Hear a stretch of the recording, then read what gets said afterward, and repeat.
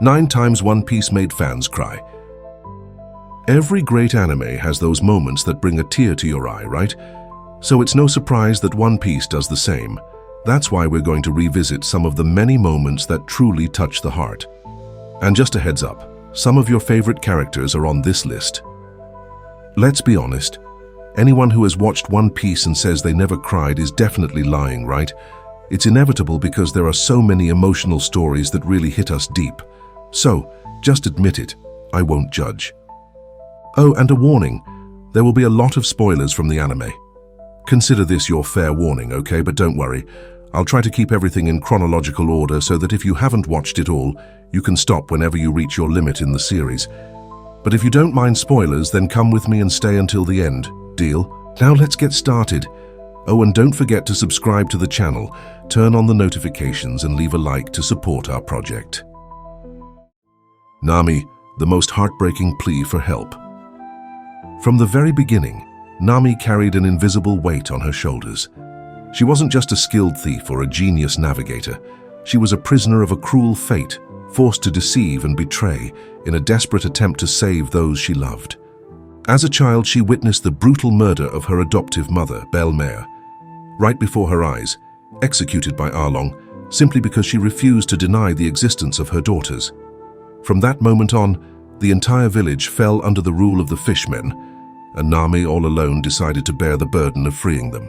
She stole, lied, faked smiles, everything to gather enough money to buy her village's freedom. But in the end, she was betrayed in the cruelest way possible.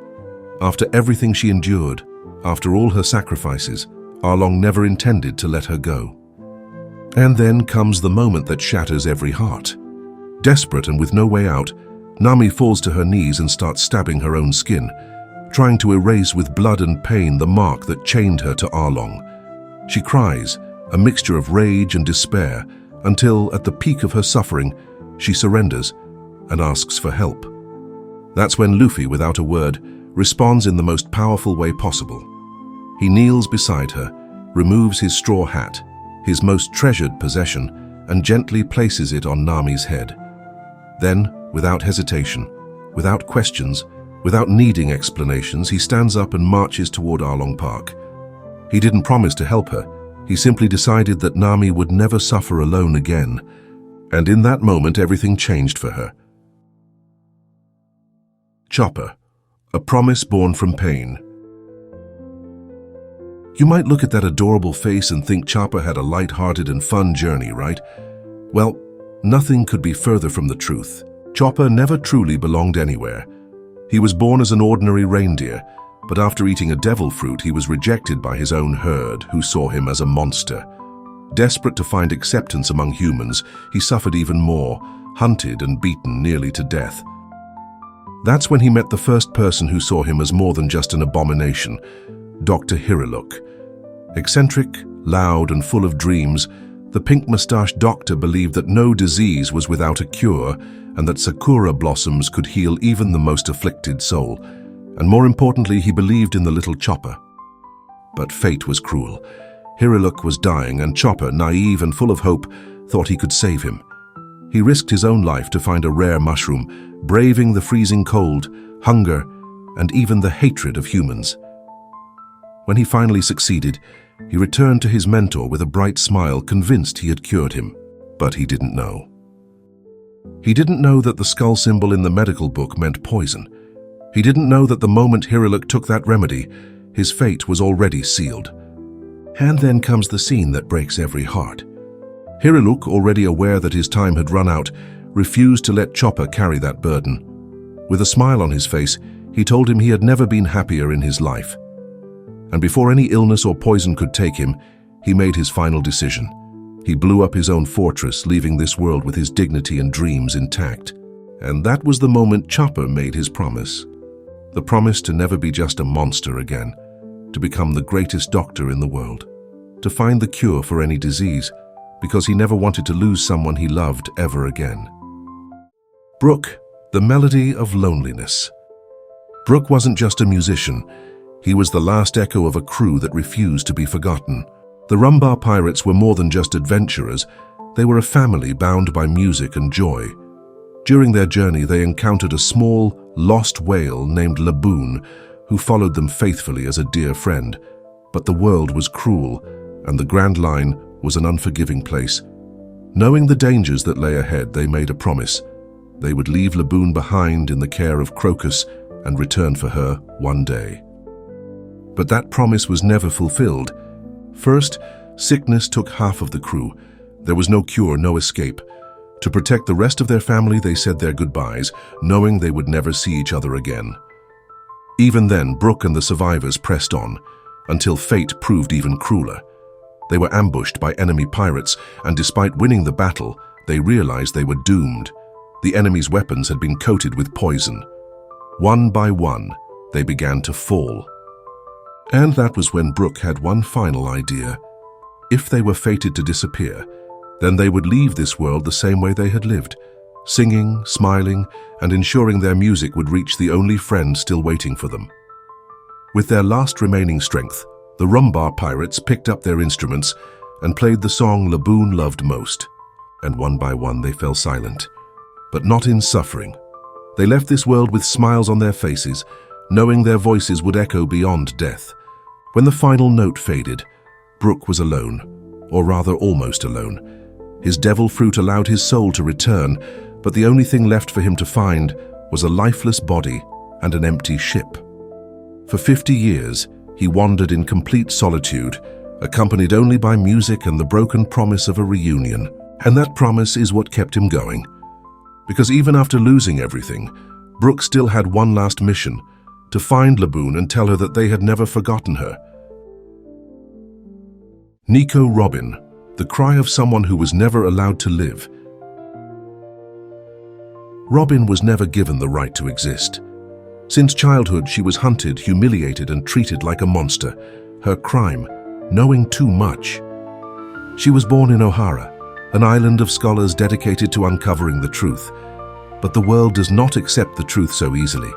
The world government ordered the complete extermination of her homeland, and Robin watched with her own eyes as everything and everyone she loved was consumed by the flames of injustice. She survived, but only to be hunted for the rest of her life. Branded as the devil child, she never knew friendship, trust, or affection. The only thing the world taught her was how to run. She learned that sooner or later, everyone betrays you. That once they no longer needed her, they would discard her like a burden. So when she joined Luffy's crew, it was just another gamble to keep surviving. She expected nothing but the same rejection she had always known. Until one day, the world government finally captured her. By the world's logic, this was the end. No one would dare challenge such a powerful force for just one person. Robin knew this, but the Straw Hats do not live by the world's logic. Luffy and his crew declared war on the world government without hesitation, simply because Robin was one of them. And at that moment, she realized that this was real. They were willing to fight and die for her. And that was when the weight of everything she had suffered became unbearable. For the first time, Robin broke down. For the first time, she wanted more than just survival. And with a cry from the depths of her soul, she spoke the words she had never dared to say. I want to live. That moment didn't just mark her rebirth. It proved that finally she had found a home and people she could trust. She didn't just want to keep running.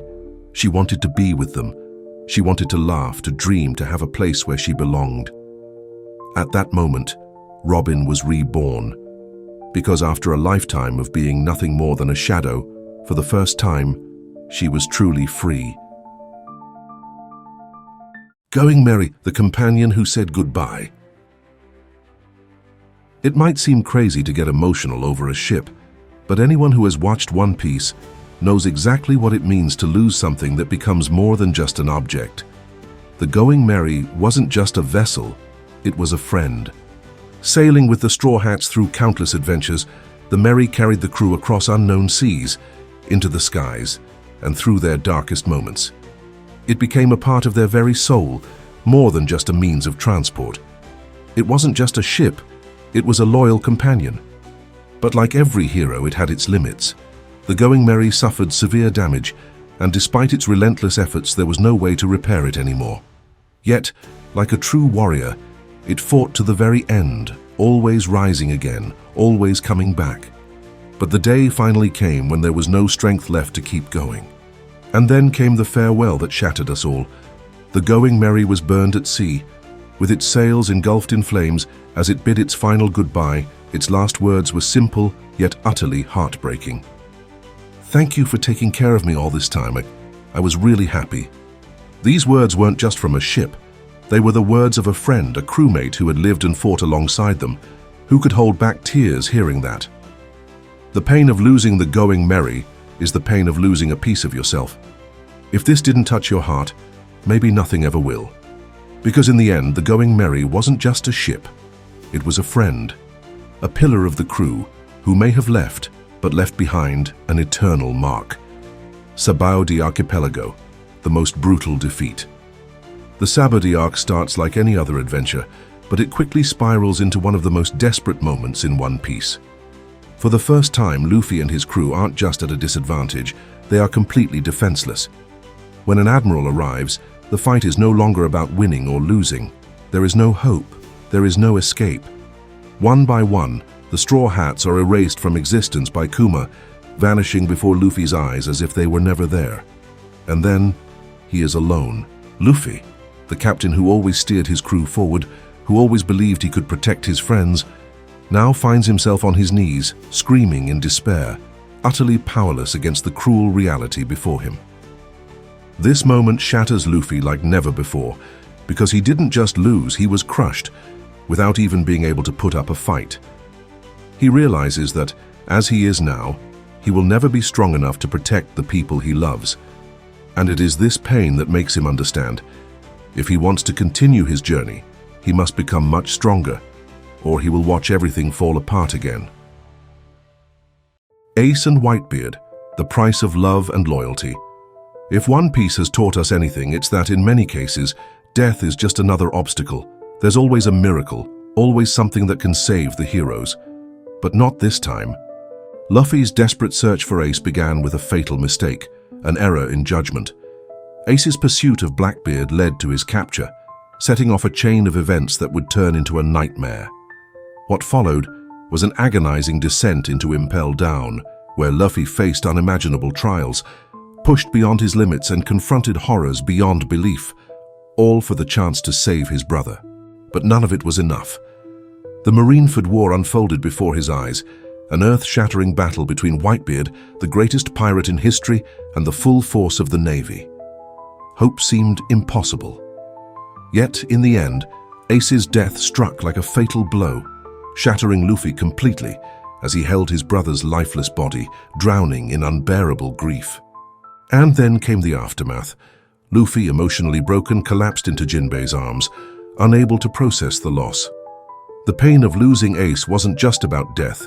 It was the agony of losing the last person he truly believed would always be by his side. But when Luffy finally remembers his crew, the weight of reality crashes down even harder. He still has so much to protect, and his journey cannot end here. This was the turning point, where Luffy understood that, if he truly wanted to protect those he loved, he would have to become stronger than ever. Yet Marineford isn't just about Ace. We cannot forget Whitebeard, the greatest pirate of his era. More than the strongest man in the world, he was the greatest father anyone could ask for. To him, his crew weren't subordinates. They were his children, and he never abandoned them, even when some betrayed him. He defied the entire world to protect his family and died standing, his body covered in wounds, yet not a single scar on his back, because he never once ran from a fight. His final words, "The One Piece does exist." With those words, he reignited the flame of the great pirate era, leaving behind an immortal legacy that echoes through every corner of the One Piece world. The story of Ace and Whitebeard is one of sacrifice and the true meaning of family. In the end, they may have fallen, but their legacies live on, forever etched in the hearts of the Straw Hats and in all of us. Fisher Tiger, the price of freedom and the weight of pain. Fisher Tiger's story is both epic and tragic, a true heroic tragedy that exposes the cruelest side of humanity. He wasn't just a fishman, he was a slave. Captured and broken under the rule of the celestial dragons, he endured an indescribable agony that left scars far deeper than any wound. But rather than succumbing to despair, Tiger turned his pain into resistance. He didn't just escape. He returned to free his fellow captives, becoming a beacon of hope and defiance for all fishmen who dreamed of true freedom. But freedom comes at a price. His actions only fueled the hatred of the human world, which saw him as nothing more than a dangerous enemy. And when the Marines finally ambushed him, his fate was sealed. His final battle wasn't just fought with swords. It was fought with the weight of racism, injustice, and unrelenting violence. Yet, the tragedy of Fisher Tiger wasn't just in how he died. It was in why he died.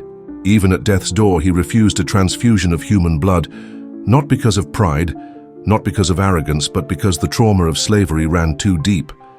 He couldn't bring himself to accept the blood of the very race that had stripped him of his dignity. The pain he carried wasn't just personal.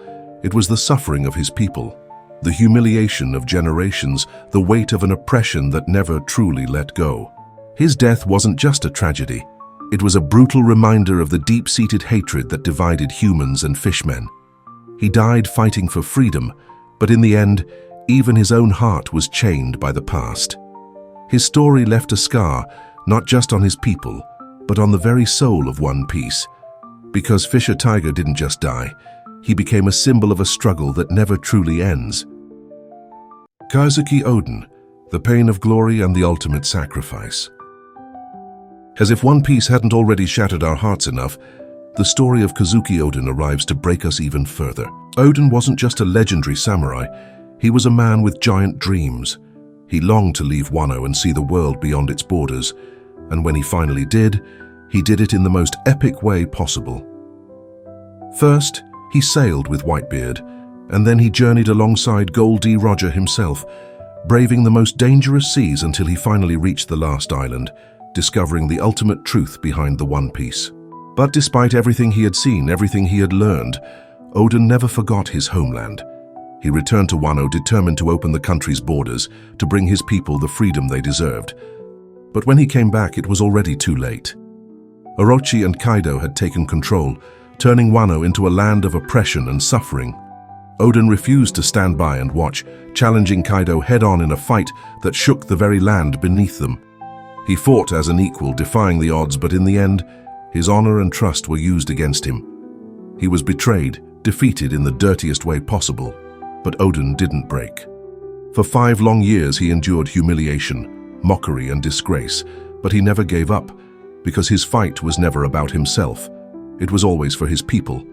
He swallowed every insult, every injury, just to secure a future for Wano, to give his people a chance to be free again.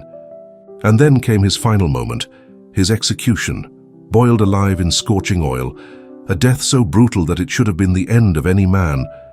But Oden? He wasn't just any man. Even in death, he defied fate. Carrying his allies on his own back, he held them up above the boiling oil for an hour, enduring unimaginable pain, just so they could live, just so his dream could survive. And when the moment finally came, he faced death with a smile. No fear, no regrets. Because let's be honest, Oden wouldn't be Oden if he hadn't gone out in a blaze of glory. His death wasn't just legendary, it was proof that his fight was never in vain. And now I have to ask, how many of these moments made you cry? Do you have another one that broke you? Let me know in the comments. And of course, don't forget to subscribe, hit the notification bell, and leave a like for more content like this.